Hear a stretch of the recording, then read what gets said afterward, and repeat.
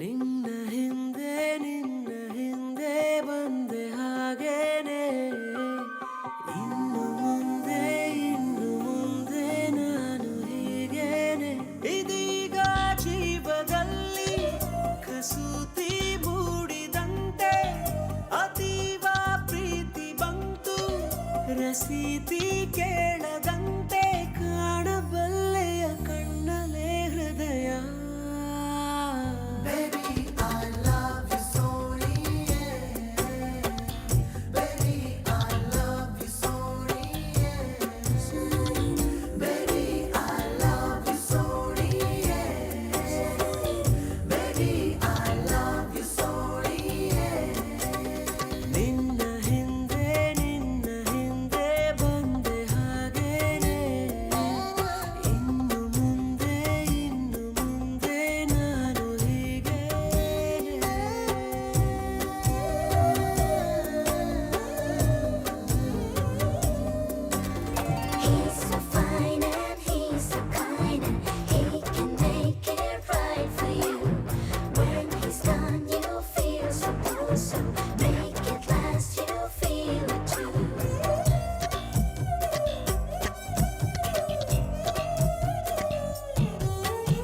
ಯಾವುದೇ